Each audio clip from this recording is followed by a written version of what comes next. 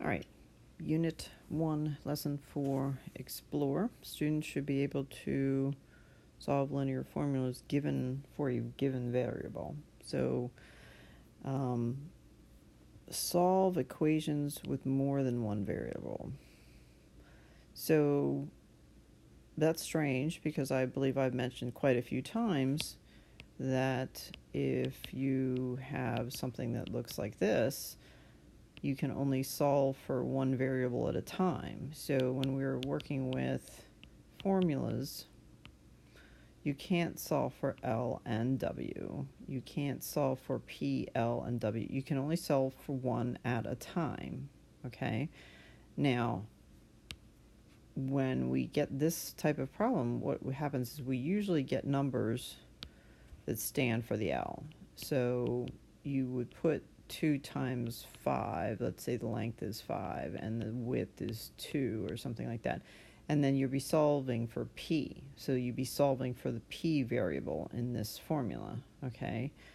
But notice the way it's set up. When it's set up like this and the P is alone on one side, that is also means you are solving for P, okay? So even though there's more variables in there, this is a variable equation, okay? This is a linear equation. This has a given variable. And to solve for more than one, basically that means get the one that you want alone on one side, okay? So when you're working in sciences, they'll give you formulas, but let's say somebody gives, in the problem, they give you the P, so that's 34. And they give you the L, and that's 5. And then they ask for what is W, so you'd solve it this way. Well, what they want you to do in this section is actually get this alone on one side. They want you to work through this, so eventually it's going to say W equals whatever's here. And usually it's a number for us. But what you're going to do is actually work with just this formula with no other numbers and turn things around so W is alone on one side. So let me show you what I'm talking about for these. So it's basically manipulations when they say solve. You're not going to get x equals 2. It's just going to be x equals all the rest of the formula. So let's look at this one here. I have m plus n equals p, and it says solve for n, right? So n is the one we want alone on one side. So we're going to move the m to the other side. So most of the time, our first step is to substitute in something for m and p and then solve for n. But these you're not going to. You're just going to manipulate the letters like a Rubik's Cube. You're going to keep them all, but just move them all away to the other side so n equals something, right? So after you move this to this side, you're going to have, this is how you do it horizontally. Move this m to that side. So that's my final answer. And you're going to ask, should I put the m after it or before it? And you can do either one as long as the m stays negative and the p is positive. That has to be that way, okay?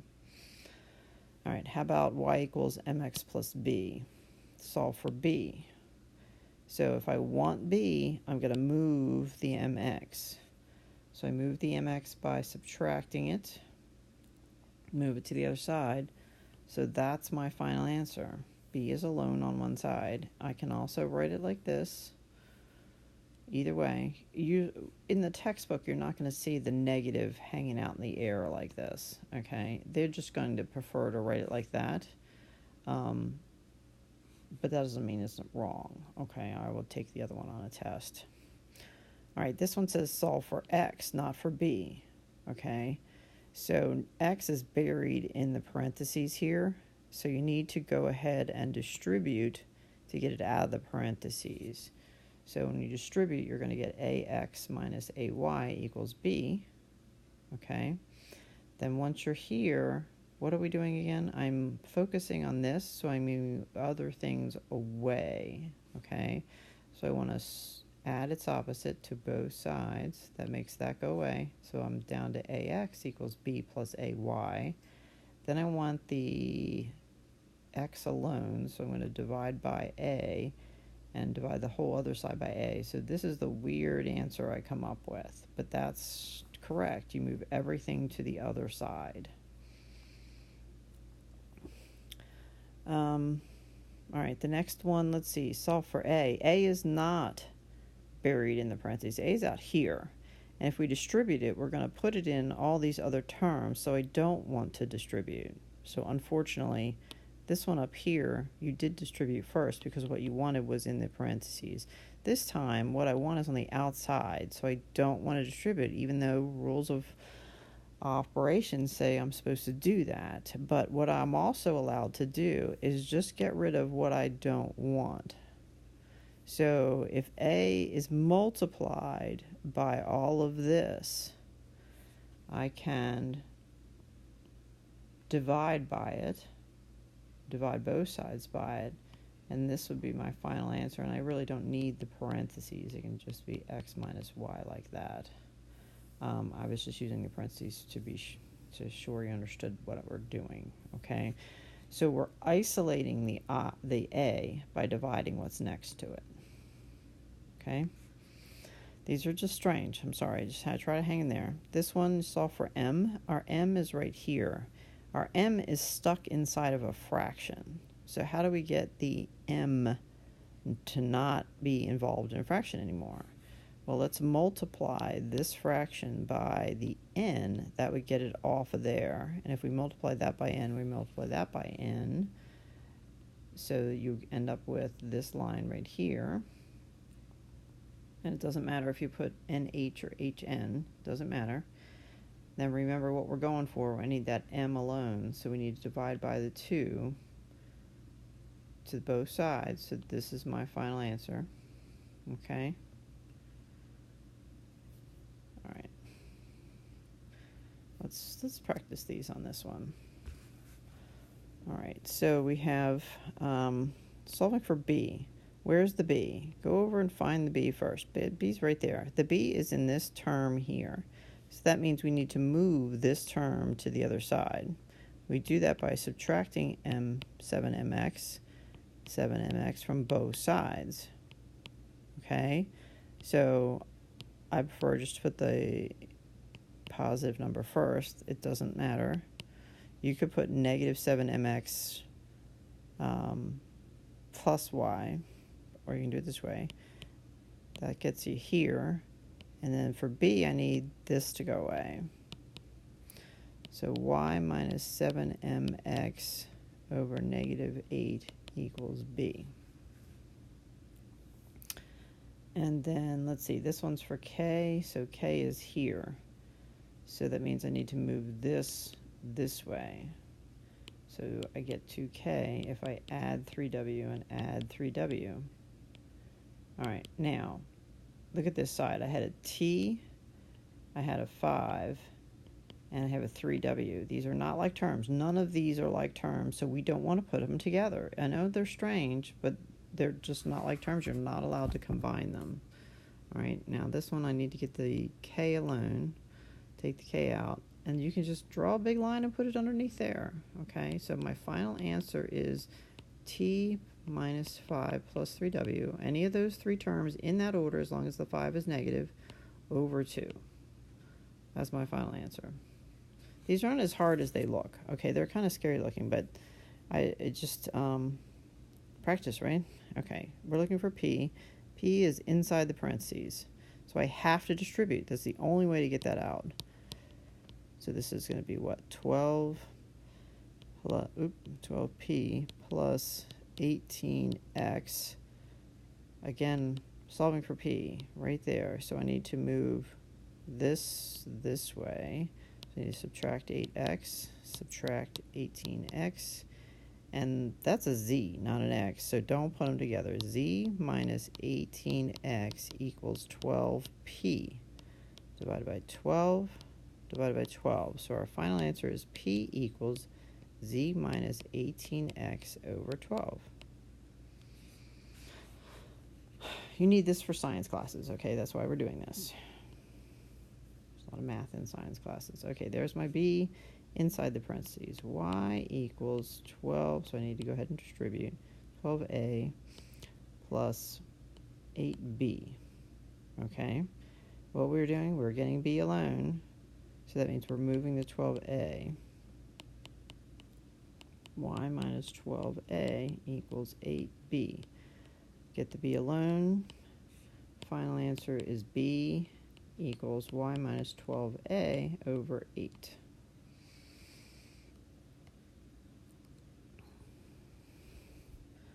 D, let's see, all kinds of stuff. I need to isolate my D. What do you want? You can do two things. I'm going to have to get rid of that 1/5, and I'm going to have to get rid of the x. Let me write it again. Let's get rid of the 5, right? The denominator, clear the denominator first. Remember, 5 times 1 over 5 is 1. So you're going to get 10 equals dx. That looks better already. And then what am I doing? I'm looking for d alone. So that d alone means getting rid of the x.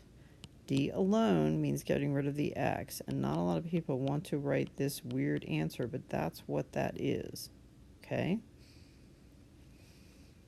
You really got to focus on whatever the letter they're talking about because of all these other letters you need to keep. So our main goal is to get the letter they're asking for that we're solving for on one side alone and keep everything else on the other side.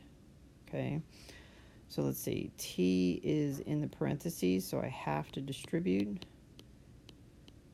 3/5 PT plus 3/5 B. Okay? The term that we want is in this one, so we're moving this one. Let's see. I could just plop. You know what? Can we clear the fraction first? Let's clear the fraction first. I could clear it now, but I'd really like to clear it first. Let's just do that.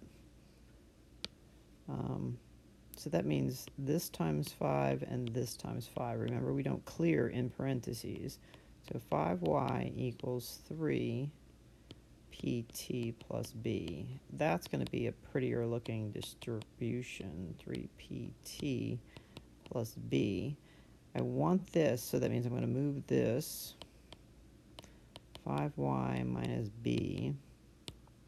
Yeah, I like doing this without the fractions. I could do them with. I'll do them with in just a second. What am I doing? I'm getting rid of the 3p so I can isolate. Oops.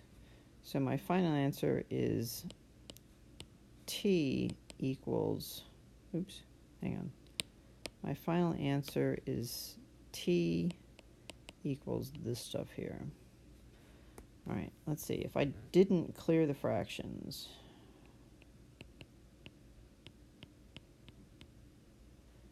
let's go ahead and distribute. If I didn't clear the fractions, I'd be distributing.